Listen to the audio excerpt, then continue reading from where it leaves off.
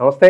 ఇవాళ మన స్టూడియోలో ప్రముఖ ఆధ్యాత్మికవేత్త, జ్యోతిష్య వాస్తు పండితులు బ్రహ్మశ్రీ డాక్టర్ నాయకంటి మల్లికార్జున శర్మ గారు ఉన్నారు. మార్చి నెలలో సింహరాశి వారికి ఎలాంటి ఫలితాలు ఉండబోతున్నాయి అనేది గురుగారి నుండి తెలుసుకుందాం. గురుగారు నమస్కారం. నమస్కారం అండి. గురుగారు, మార్చి నెల 2025 సింహరాశి వారి పరిస్థితి ఎలా ఉండబోతుంది? ఎలాంటి రెమెడీస్ చేసుకుంటే బాగుంటుంది అంటారు? తప్పకుండా. ఓం శ్రీ గురుభ్యో నమః. సింహరాశి వాళ్ళకి మార్చి నెలలో ఏ విధంగా ఉండబోతుందో ముందుగా తెలుసుకునే ముందు గ్రహాలు ఏ రాసుల్లో సంచరిస్తున్నాయో ముందుగా తెలుసుకోవాలి. ఇవన్నీ కూడా గోచారీత్యా చెప్పబడే ఫలితాలు. అంటే this is a transit system అంటాం మనం. అయితే వృషభంలో గురువు, మిథునంలో కుజుడు, కన్యలో కేతువు, శని కుంభరాశిలోను మార్చి 29వ తారీఖు రాత్రి శని కుంభరాశి నుంచి మీనరాశిలోకి సంచారం చేయటం, ప్రథమార్థంలో రవి కుంభంలోను, ద్వితీయార్థంలోను మీనరాశిలో సంచారం చేయటం, బుధుడు, రాహువు, శుక్రుడు గ్రహాలు మీనరాశిలో సంచారం చేయటం జరుగుతుంటుంది. మరి సింహరాశి వాళ్ళకి ఎలాంటి ఫలితాలు జరగబోతున్నాయంటే, సింహరాశి వాళ్ళకి కుజుడు వల్ల మేలు జరుగుతుంటుంది. కుజుడు వల్ల ఎలాంటి మేలు జరుగుతుంది అంటే, చిన్న కార్మికుల దగ్గర నుంచి కార్మికులు, కర్షకులు ఇలాంటి వాళ్ళందరికీ కూడా ఆదాయ మార్గం అనేది బాగా పెరగటం, చేతి నిండా పనులు జరిగే అవకాశాలు ఎక్కువ ఉంటాయి. అంటే వాళ్ళు 24 గంటలు కూడా పనిలో ఉంటారు.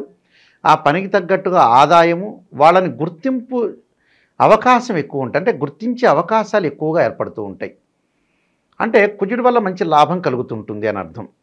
అంటే రైతులకు కానీ, కెమికల్ కంపెనీ వ్యక్తులకు కానీ, మెడికల్ ల్యాబొరేటరీస్ వాళ్ళకు కానీ, కెమిస్ట్రీ లెక్చరర్స్ కానీ ఇలాంటి వాళ్ళకి అద్భుతమైన లాభాలు కలిగే అవకాశం ఉంటుంది. అంటే వీళ్ళు మెడికల్ ల్యాబొరేటరీస్ పెట్టచ్చు, డయాగ్నోసిస్ పెట్టచ్చు, అలానే వైద్యులకు కూడా అనుకూలంగా ఉంటుంది, అలానే రేడియాలజిస్టులకు కూడా అనుకూలంగా ఉండే అవకాశాలు ఎక్కువ ఉంటాయి.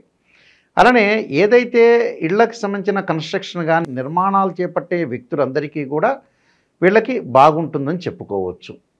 అంటే కుజుడి వల్ల బాగుంటుంది. అయితే గత కాలం నుంచి చాలా సమస్యలు ఉన్న వ్యక్తులు, కోర్టుకు పరంగా ఉండే సమస్యలు ఏదైతే ఉంటుందో, అన్నదమ్ముల మధ్యలో వివాదాలు, అలానే పిత్రార్జితం ఏదైతే రావట్లేదో అలాంటి వ్యక్తులందరికీ కూడా, అంటే వంశపారంపర్యంగా లభించే కొన్ని అసెట్స్ అంటారు, ఆ అసెట్స్ కూడా వచ్చే అవకాశం ఉంటుంది. డబ్బు పరంగా కూడా ఇబ్బందులు లేకుండా వాళ్ళ డబ్బు వీళ్ళ చేతికి అందే అవకాశాలు ఎక్కువగా ఉంటాయి. అంటే కుజుడి యొక్క ప్రభావం అనేది వీళ్ళకి సింహరాశి వాళ్ళకి లాభస్థానంలో ఉండటం వల్ల అనుకూలంగా ఉంటుంది. దాని తర్వాత రెండవ స్థానంలో కేతు యొక్క విషయం. రెండవ స్థానంలో కేతు యొక్క విషయంలో తీర్థాలు, పుణ్యక్షేత్రాలు వెళ్ళటం, మానసికంగా కొంత ఒత్తిడికి గురే అవకాశం ఉంటుంది. ఎలక్ట్రానిక్ గూడ్స్ కొనుగోలు చేసే అవకాశం ఉండటం. దాని తర్వాత భార్యాభర్తల మధ్యలో కొంత ఏకాభిప్రాయం అనేది కల్పించుకొని ముందుకు వెళ్ళాలి. వీళ్ళకి ఏకాభిప్రాయం లేకుండా ఏదో రకంగా విషయాన్ని పక్కదోరు పెట్టించడం ఒకటి, బయట వ్యక్తుల ద్వారా వీళ్ళ యొక్క గొడవలు, అంటే వీళ్ళ డిస్ప్యూట్స్ జరిగే అవకాశాలు ఎక్కువ ఉంటాయి. అలాంటివి కాకుండా బయట వాళ్ళ విషయాలు కూడా ఎంతవరకు నమ్మాలో అంతవరకే నమ్మి భార్యాభర్తలు ఇద్దరు కూడా సుఖంగా ఉండటానికి ప్రయత్నం చేయటం అనేది చాలా అవసరం, అది నెససరీ కూడా.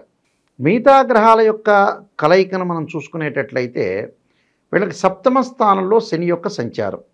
సప్తమ స్థానంలో శని యొక్క సంచారం వల్ల కొంత శత్రువులు వల్ల కొన్ని బాధలు కలుగుతూ ఉంటాయి. అంటే శత్రు బాధలు అనేవి ఉంటాయి.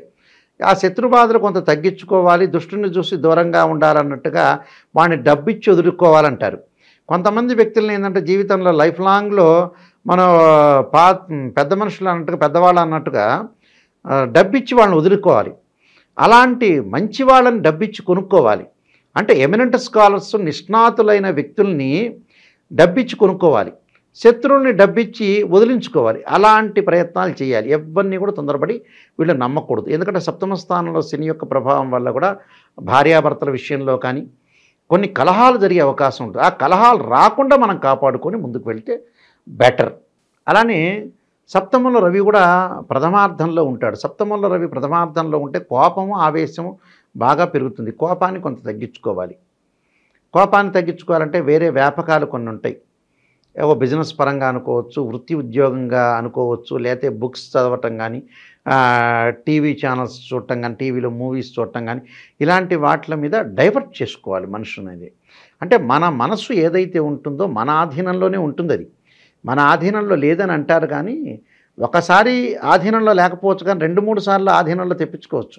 ఎందుకబ్బా నేను ఎందుకు మిస్టేక్ చేస్తున్నాను, నా మనసు ఎందుకు ఇలా చంచలమవుతుంది అనేది కొంతమంది చాలామంది కూడా ఏం చేస్తుంటారంటే, గురువుగారంటే నాకు డబ్బు ఖర్చు అవుతుంది అని అంటే, నాకు డబ్బు ఖర్చు కావటం ఎలానో తెలియదని అంటాడు.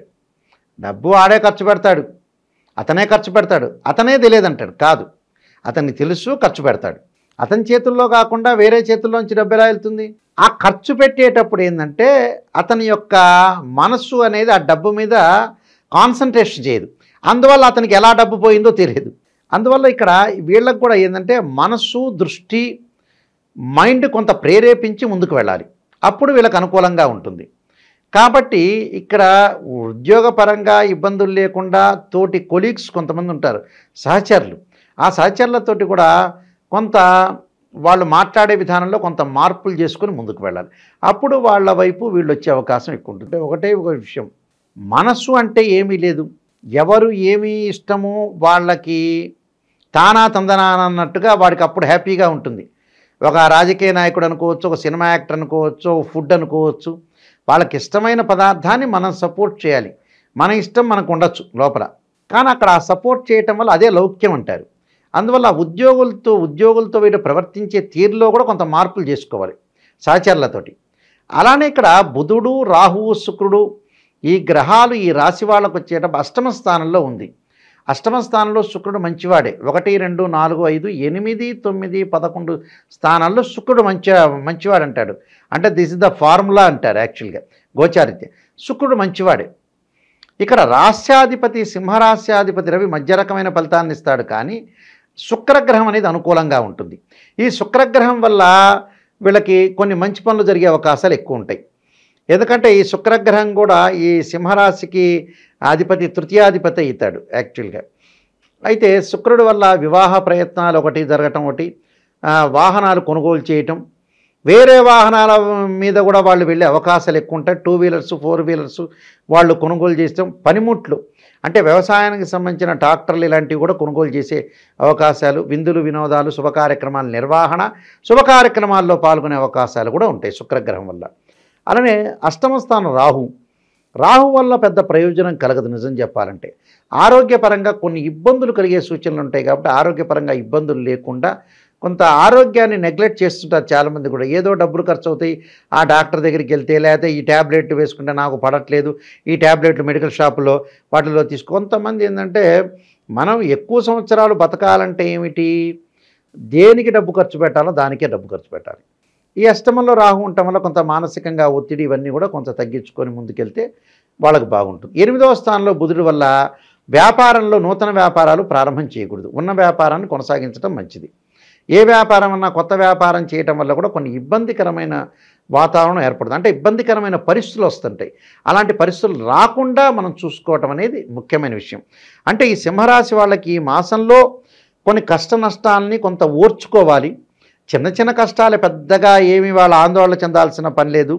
కొంత శత్రు వృద్ధి కలగకుండా చూసుకోవాలి. ఎనిమీస్ అనేది మొదటి వారంలో ఆరోగ్యము, ధనలాభము, సంతోషము, కొంత ధైర్యం కలగటము. 2వ వారంలో డబ్బును ఖర్చు పెట్టేటప్పుడు కొంత ఆచితూచి అడుగు వేయాలి. వీళ్ళకి ఏంటంటే డబ్బు ఖర్చు పెట్టకూడదంటే అసలు విషయాలు ఖర్చు పెట్టకుండా ఉంటారు వీళ్ళు. ఒక అమ్మాయి పెళ్లి చేయాలి, మ్యారేజ్ బ్యూరోలో డబ్బులు కట్టాలి, ఒక అబ్బాయిని చూడాలి అంటే 10 సార్లు ఆయన తిరగాలి. అలాంటివి కాకుండా వేరే ఎలక్ట్రానిక్ గూడ్స్ అంటే ఇంకా నాటు భాషలు చెప్పంటే పనికిమాలిన విషయాలు, అంటే పనికిమాలిన వాటికి ఖర్చు పెట్టే అవకాశాలు ఎక్కువగా ఉంటాయి. అలాంటి వాటికి కాకుండా పనికొచ్చే విషయాలకు డబ్బు ఖర్చు పెట్టారు, అది మంచి జరిగే అవకాశాలు ఎక్కువ ఉంటాయి. అలానే రోగము, దుఃఖము కలగకుండా చూసుకోవాలి.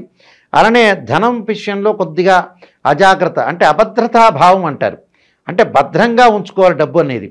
దాని తర్వాత 4వ వారంలో శరీరంలో కొంత పుండ్లు కాకుండా, శరీరానికి రోగం రాకుండా, విచారం లేకుండా, మానసికంగా ఆందోళన చేయకుండా, కొంత క్రూర జంతువుల వల్ల కూడా కొంత ఇబ్బందులు. క్రూర జంతువులు అంటే చాలామంది మళ్ళీ మనకు కౌంటర్ ఇస్తుంటారు. క్రూర జంతువులు ఎక్కడున్నాయి, సిటీలోని ఉంటాయి. మన కాలనీల్లో వాటిలో పాములు ఉంటాయి, పిళ్ళు ఉంటాయి, కుక్కలు ఉంటాయి, ఇలాంటి రకరకాలు కూడా ఉంటాయి. కొంతమంది జరిగేవి కూడా ఉంటాయి. ఈ ఫారెస్ట్లో పనిచేసే వాళ్ళకి రకరకాలు ఉంటాయి. ఏవైతే ఇప్పుడు చీమ కుట్టినా కూడా మనకి ప్రాబ్లం వచ్చే అవకాశాలు ఎక్కువ ఉంటాయి. చీమలు, లావు చీమలు ఉంటాయి చూసారా, అలాంటివి కూడా ఉంటాయి. తరచూ ప్రయాణాలు చేయటం, ప్రయత్న కార్యక్రమాలు విజయవంతం జరిగే అవకాశాలు. సింహరాశి వాళ్ళు ఏమీ ఆందోళన చెందాల్సిన పని లేదు. మేము సూచనిస్తున్నాం, ప్రశాంతంగా ఉండండి, ఏమీ జరగదు, అంత మంచి జరుగుతుంది. రెమెడీస్ చేసుకోండి, ప్రశాంతంగా ఉండండి, మీ పని మీరు చేసుకోండి. కొన్ని రెమెడీస్ చేసుకుంటే చాలు. గురుగారు, మరి రాశివారు ఎలాంటి రెమెడీస్ చేసుకుంటే మంచి ఫలితాలు పొందడానికి అవకాశం ఉంటుందంటారు? వీళ్ళు విష్ణు సహస్రనామ పారాయణం చేసుకోవడం ఒకటి, ఓ నమో నారాయణాయ నమః అనే మంత్రాన్ని చక్కగా శనివారం రోజున వెంకటేశ్వర స్వామికి బియ్య పిండితోటి ఆవు నెయ్యి వేసి దీపారాధన చేయటం చాలా శ్రేష్టం. ఓం నమః శివాయ పంచాక్షరి చేయటం వల్ల కూడా ఆరోగ్యపరంగా ఇబ్బందులు లేకుండా ఉండే అవకాశం ఒకటి ఉంటుంది. దీంతోపాటు గణపతి దేవాలయంలో ప్రదర్శన చేయటం, అంటే బుధవారం కానీ అస్థానక్షత్రం కానీ సంకష్టహర చతుర్థి వ్రతాన్ని చేయటం వల్ల కూడా మంచి సుఫలితాలు జరిగే అవకాశం ఖచ్చితంగా ఉంటుంది. ఈ విధానాలు పాటించండి, ప్రశాంతంగా ఉండండి, ఆందోళన చెందాల్సిన పనేమీ లేదు. మార్చి నెలలో సింహరాశి వారికి ఎలాంటి ఫలితాలు ఉంటాయి, ఎలాంటి రెమెడీస్ చేసుకోవాలి, చాలా అద్భుతంగా వివరించారు గురుగారు. ధన్యవాదాలు. నమస్కారం.